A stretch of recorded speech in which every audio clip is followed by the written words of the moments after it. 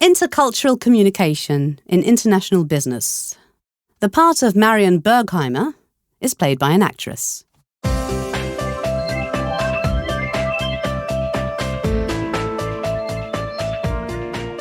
Today, I'm going to be talking to Marion Bergheimer, a specialist in running international workshops for international companies. Hello, Marion. Hi, Laurie.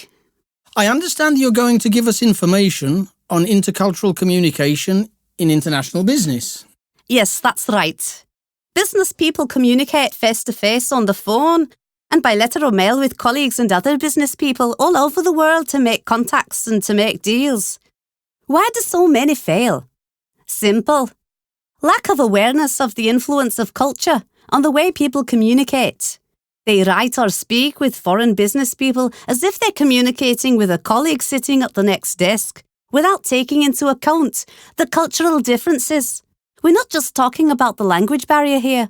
Each party has to be aware of the other's national cultural background in order to communicate effectively. I see. Can you give us some examples? Of course. Let's look at spoken English that we would use in a meeting, or on the phone, or for a video conference.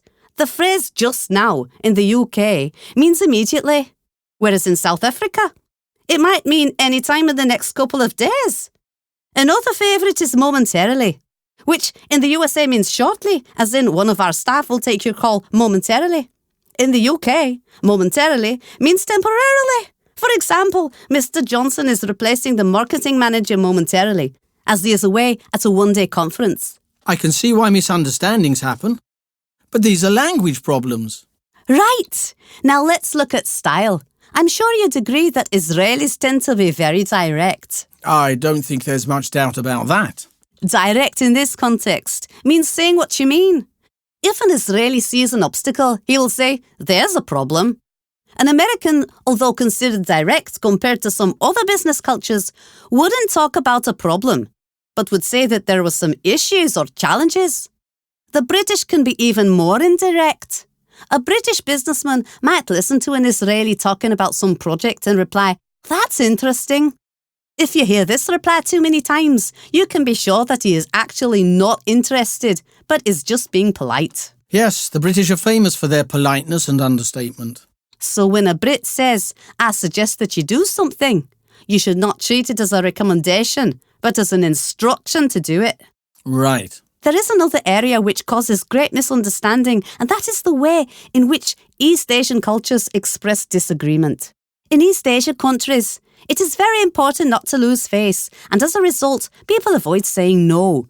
So you will hear things like, "That could be difficult," or "It's difficult." These actually mean no. Oh. And we should also take into account the style and pace of communication. How do you mean? Well, in Mediterranean countries, for example, people tend to get excited with a large amount of hand-waving, as I'm sure you know. Interrupting is a normal part of communication in that region. Yes, that's true. But is interrupting an acceptable practice? Not really. On one hand, if you interrupt, you are showing interest in the speaker and his message. But by not listening to the end, you will miss some of the information in his statement. Of course. The Germans, for instance, think that interruptions create a lack of order in interpersonal communication, while the French consider the interrupting shows a lack of respect for the idea being conveyed. Oh, and another thing. Yes? In Japan, don't be surprised if the entire conversation suddenly stops. Long pauses are customary there. Really? What do they mean, these long pauses? Well, it's basically thinking time. But it can be quite uncomfortable for unprepared Westerners who don't know what's happening and who feel obliged to fill the silence by saying something. I can imagine. I recently saw a film in which two old Japanese war widows just sat in silence for a whole hour. They didn't feel they needed to say anything to each other. They knew exactly what the other felt and communicated without words. Wow, that's amazing. In hierarchical societies such as Japan, you must also know who is speaking and with whom you are or are not expected to communicate. I'm sorry, I'm not with you. What does that mean? It means that in negotiations between two companies, the Japanese expect each side to send people of the same age and position who literally sit across from each other during the discussions. This can make it difficult for Japanese to negotiate as equals with someone who's either younger or more senior. Ah, I see. What about written communication? Yeah, letters and emails will be an important factor for many people. Well, basically the rules are the same as for spoken English. Be clear and write short, uncomplicated sentences. The longer and more complex the sentence becomes, the more chance there is of a misunderstanding. Another golden rule, if I may call it that, is to be very careful with abbreviations. EG means for example, and IE means that is, or such as, while AM means above mentioned, as in the above mentioned invoice. But a great many people do not know these abbreviations, so don't use them unless you know that your colleague is familiar with them. That's a good point. People nowadays also use SMS text or Twitter abbreviations, but this is not advisable in business mails for the same reason, that not everybody is familiar with them. Colloquial language can also be problematical. Colloquial? Colloquial is a word used informally in conversations.